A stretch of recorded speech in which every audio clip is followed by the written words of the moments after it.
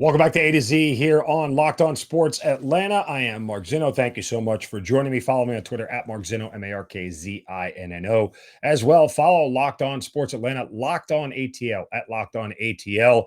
Now that we are back here in our home studios, we'll start to get more of our Locked On hosts on the show as well. We'll expand some of our guest lists and really open this up for you guys to be a big part of each and every day. And certainly want to hear from you guys who you want to see on the show, what you want to see me talk about. Please don't be shy about hitting me up and telling me what you think. Of course, you're all not shy about telling me when you think I'm an idiot, but that's understandable. I'm often more of an idiot than not. So I appreciate you guys reminding me of that on a routine basis. This segment of the show brought to you by our friends on betonline.net, your number one source for all your sports betting needs and info. Find all the latest sports developments, including Major League Baseball odds, podcasts, and reviews for all the different leagues this season. Bet continued source for all of your sports wagering information, including live betting, esports, and scores. Head to the website today or use your mobile device to learn more about the trends and the action.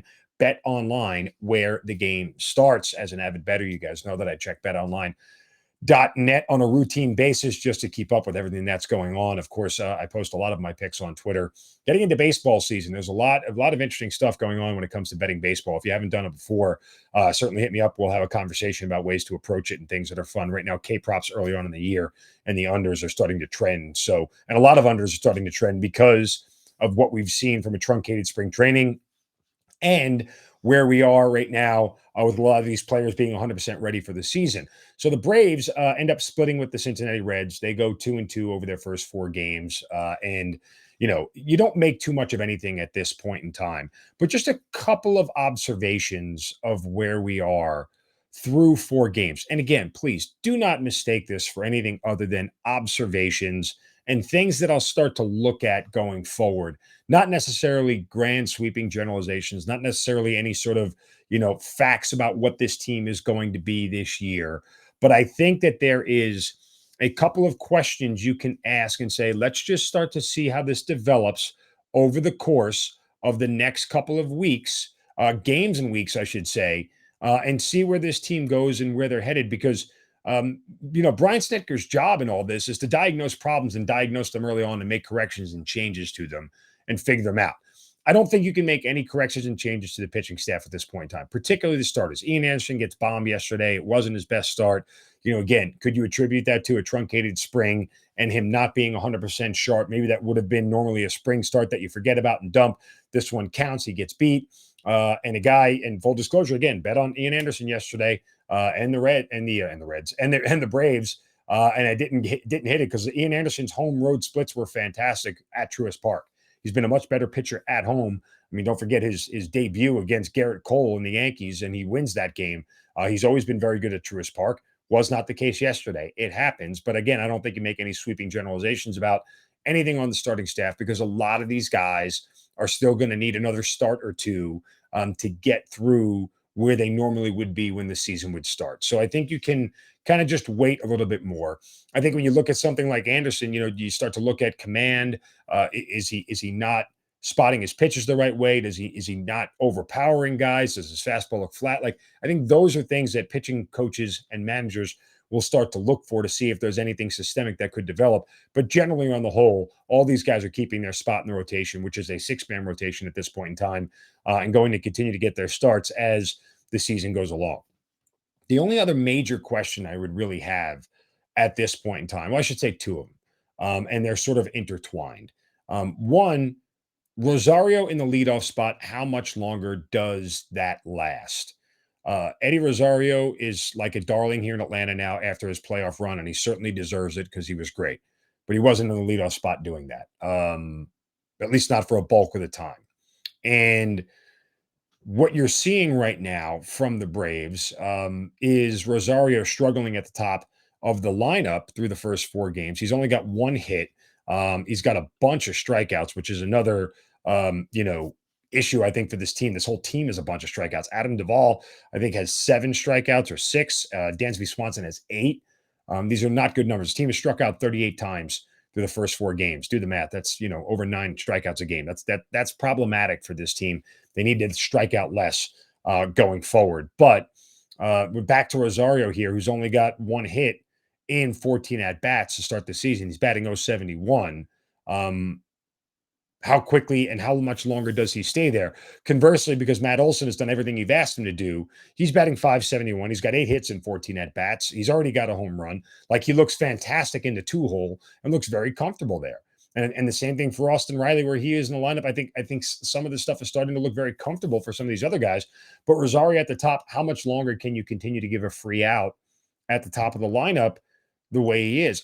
Again, I'm not saying Rosario is going to be bad this year. I'm not saying that he's going to struggle. I'm saying right now he's struggling through the first 4 games. How much longer will this continue? After a week of baseball, is it fair? After 3 more games, is it fair for you to go, okay, maybe we need to move Rosario out of this spot and switch some things around? That's 100% on Brian Snitker. But when you have a guy like Matt Olson tearing the cover off the ball the way he is through the first 4 games, on base in front of him helps get you an early lead. And that's something that you can take advantage of, especially with this team, the way it's constructed with their starters and then how good their bullpen is. Getting a lead early helps them a lot more than most other clubs would. So I think it's important to at least understand the dynamic of where they are. Now, the follow-up question to Rosario is, if he's not the leadoff guy, well, then who is? Albies hasn't been hitting the ball to start the year, and we know that he hasn't been great.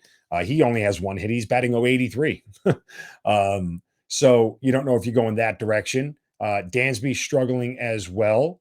He only has 2 hits so far through the first 4 games, batting a buck 67. And as I mentioned, he striked out 8 times in 4 games. So he hasn't been great. I don't know if there's anybody else at this point in time that you really could put at the top of the lineup.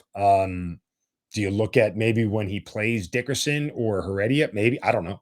Neither one of those guys have a hit yet. But again, they haven't played that much.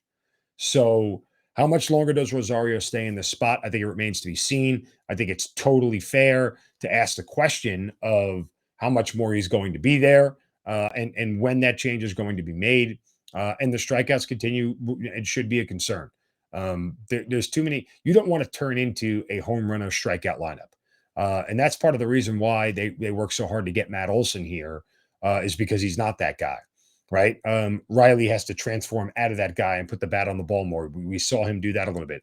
Albies will do that. I mean, he won't continue to strike out at a high rate. He'll start to put the bat on the ball more because that's just who he is. That's what the back of his baseball card said he is. So I don't think you need to worry about that.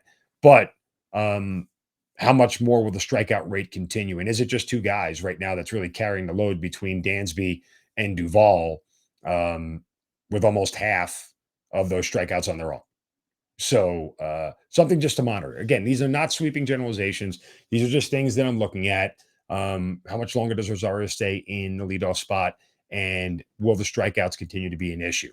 Something you watch over the course of the next week. Not necessarily worried about wins or losses at this point. Let's just see how these guys start to develop. And again, the weather was unseasonably cold during that first series. That may have a lot to do with it. Some guys just don't like playing ball in the cold weather. They're not that good. That's why a lot of guys usually wait until May to get going. It just happens that way sometimes. They play in the warm weather of Florida and they head north, and it's not warm for the first month of the year. So let's wait and see how it all shakes out.